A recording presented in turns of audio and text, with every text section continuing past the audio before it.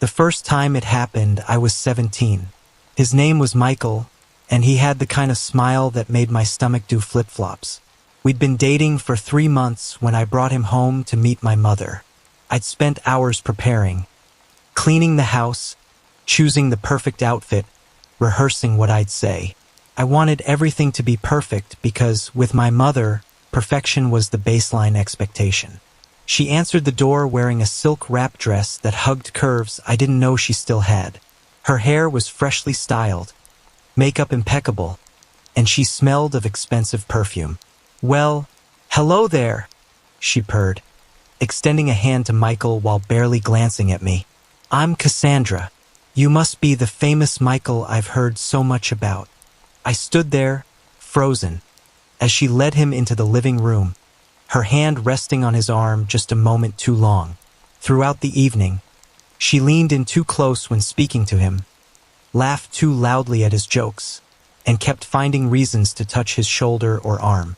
When he complimented her cooking, she batted her eyelashes and said, "Oh, I have many talents, darling. Cooking is just one of them." I tried to interject, to bring the conversation back to neutral ground, but she'd skillfully steer it toward topics that highlighted her accomplishments, her beauty, her desirability. She'd somehow turn my stories into opportunities to talk about herself. When I mentioned Michael and I were planning to see a movie, she immediately suggested we all go together because it's been ages since I've had proper company.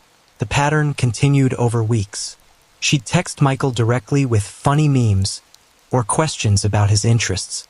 She'd show up unexpectedly when we were studying, bringing snacks and staying to chat. When I confronted her, she'd laugh it off. "Don't be ridiculous, sweetheart. I'm just being friendly. You're so sensitive. You get that from your father." Michael started feeling uncomfortable. "Your mom's intense," he'd say carefully. "She texts me at weird hours. Yesterday she sent me a photo of herself from 20 years ago asking if I thought she'd aged well." The relationship ended 2 months later. Michael said he couldn't handle the weird dynamic anymore. My mother's response? "See, I told you he wasn't right for you. Too weak. You need someone stronger, like your father was before he left." I didn't understand then that this was just the beginning of a carefully orchestrated pattern.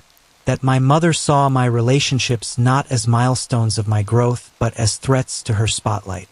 That every boyfriend represented validation she believed should be hers alone. That in her narcissistic worldview, my happiness was a personal affront. My love life a competition she was determined to win. The seeds of self-doubt were planted that year. Maybe I was too sensitive. Maybe I was imagining things. Maybe I didn't deserve someone like Michael if I couldn't handle my mother's friendliness. What I didn't realize was that I was being systematically trained to believe that my worth was negotiable, my boundaries negotiable, and my happiness secondary to hers. This was the blueprint she would follow for years to come. A carefully crafted campaign of subtle sabotage, flirtatious intrusion, and psychological manipulation designed to keep me perpetually off balance, perpetually seeking her approval, perpetually believing that I didn't deserve what she so effortlessly attracted. The second time it happened, I was in college. His name was Daniel, and he was different, more confident, more aware. He noticed the patterns immediately. "Your mother has boundary issues," he told me after our first dinner together. She kept touching my leg under the table when she was making a point. I felt that familiar sinking feeling.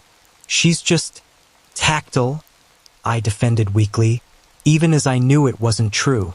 I'd spent years studying psychology textbooks, trying to understand what was happening in my family dynamic. The terminology was there: narcissistic personality traits, emotional incest, triangulation, gaslighting. My mother's tactics had evolved. She'd mastered the art of plausible deniability, the compliments that subtly undermined me. "You're so lucky to have found someone like Daniel. He's clearly out of your league, but love is blind, isn't it?" The shared glances with my boyfriends that excluded me. "You understand what I mean, don't you?" She's always been so dramatic. She'd create private jokes with them, text them separately, share concerns about me that positioned her as the reasonable one. I worry about her spending habits, she'd confide in Daniel. She's always been impulsive, not like us practical types. When I tried to set boundaries, she'd weaponize them. I can't believe you're accusing me of flirting with your boyfriend. That's disgusting.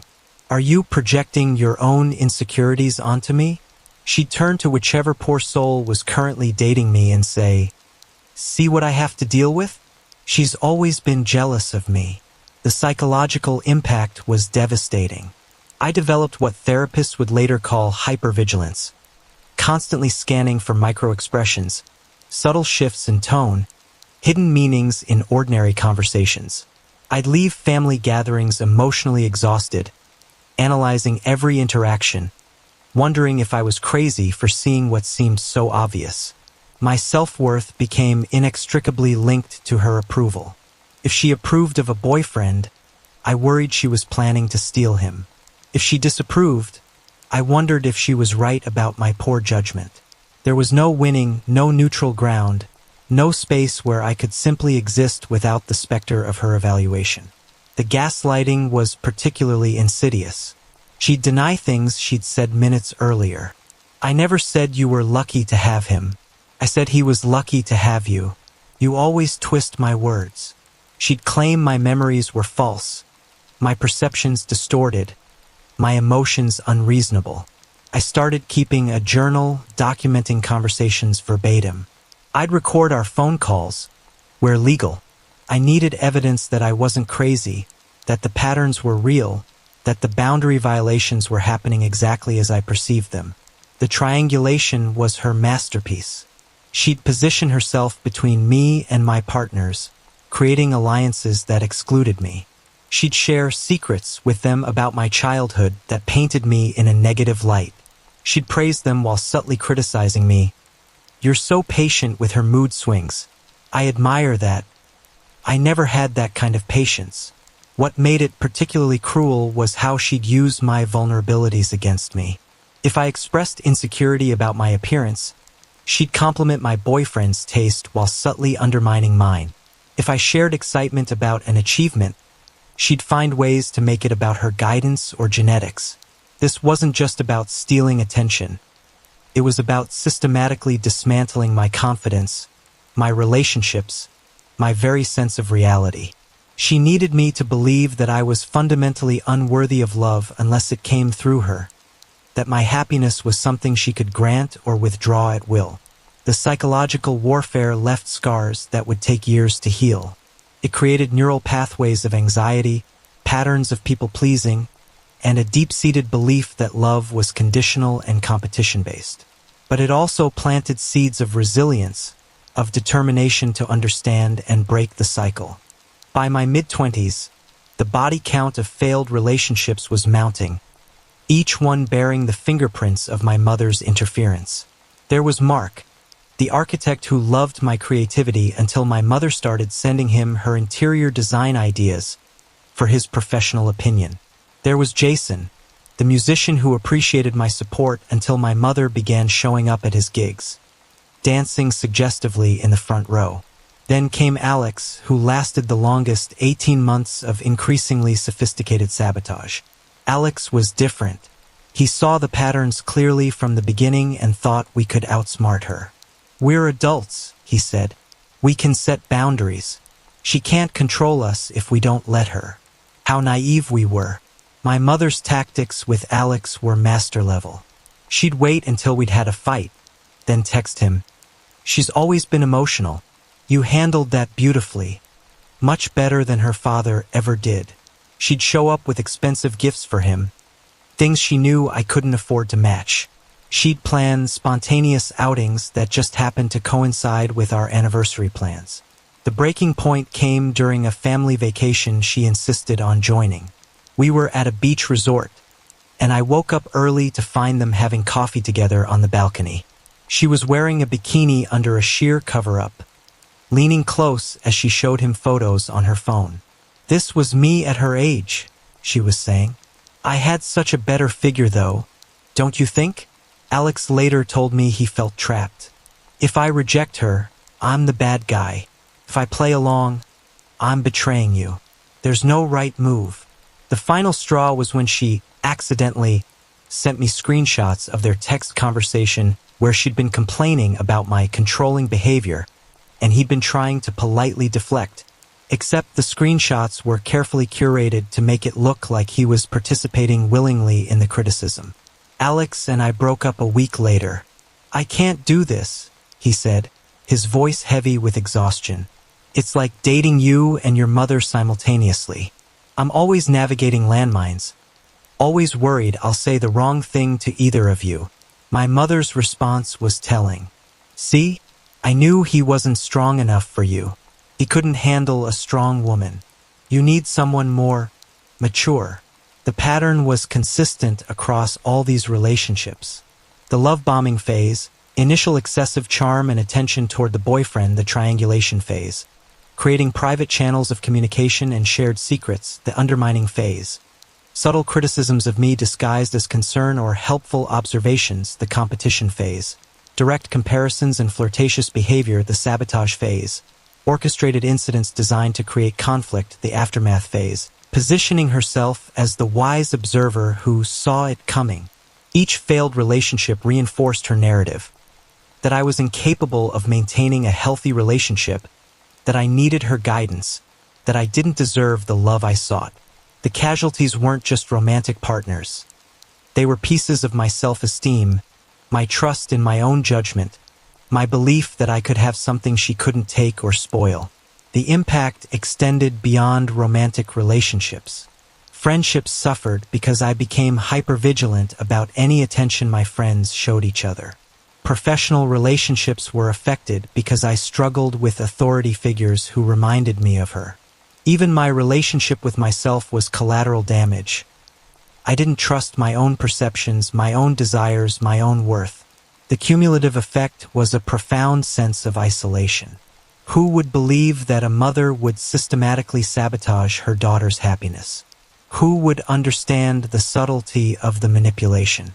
The boyfriends who tried to explain it to their friends were often met with skepticism. Dude, your girlfriend's mom hits on you? That's every guy's fantasy. They didn't understand that it wasn't flattering. It was violating. That it wasn't about attraction. It was about control. That each flirtatious comment, each boundary violation, each triangulation tactic was another brick in the wall between me and the possibility of healthy love. The relationship casualties mounted, each one leaving me more guarded, more anxious, more convinced that perhaps she was right. Maybe I didn't deserve to have what she so effortlessly attracted and destroyed. The turning point came with Liam, who wasn't a boyfriend but a therapist. I'd finally reached the point where the pain of staying the same outweighed the fear of change. I sat in his office, 30 years old, and said the words I'd been avoiding my entire life. I think my mother is trying to destroy my relationships. Liam didn't flinch. Tell me about the patterns, he said gently. As I laid out the history, Michael, Daniel, Mark, Jason, Alex, and all the others, I saw the patterns with new clarity. This wasn't random behavior. It was a systematic campaign. Liam helped me understand the narcissistic dynamics at play. The lack of empathy, the need for admiration, the sense of entitlement, the exploitation of relationships. The first step, Liam explained, is recognizing that this isn't about you. It's about her pathology. Her behavior says nothing about your worth and everything about her brokenness. We developed a multi-phase plan for breaking the cycle. Phase 1, education and validation. I devoured books on narcissistic personality disorder, emotional abuse, and family systems. I learned about terms like gaslighting, love bombing, triangulation, and hoovering. Understanding the mechanics helped depersonalize the experience. This wasn't about me being unlovable. This was about her being unable to love healthily. Phase 2, boundary setting. Liam helped me craft scripts for boundary enforcement. We practiced responses for various scenarios. I'm not comfortable with you texting my partner privately. If it happens again, We'll need to take a break from visits. Comments about my relationship are off limits. If you continue, we'll end this conversation. I won't discuss my partner with you. Let's talk about something else. The key Liam emphasized was consistency and consequence. Boundaries without enforcement are just suggestions. Phase 3, relationship protection. I developed strategies for shielding my relationships. No alone time between my mother and my partner's group texts, only for communication, preemptive conversations with partners about what to expect and how to handle it, exit strategies for when boundaries were violated. Phase 4, internal work. This was the hardest part, undoing decades of programming. I worked on building self-worth independent of her approval, learning to trust my own perceptions, again developing healthy relationship templates, healing the attachment wounds. The first test came when I started dating Ben. I did things differently this time. Before he met my mother, I had a frank conversation with him about what to expect. My mother has boundary issues, I explained.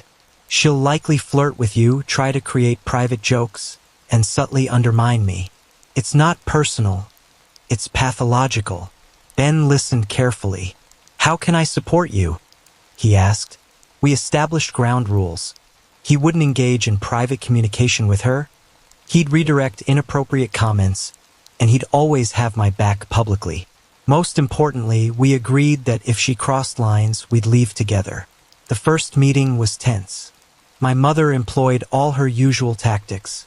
The lingering touches, the competitive compliments, the shared glances. But this time I was prepared.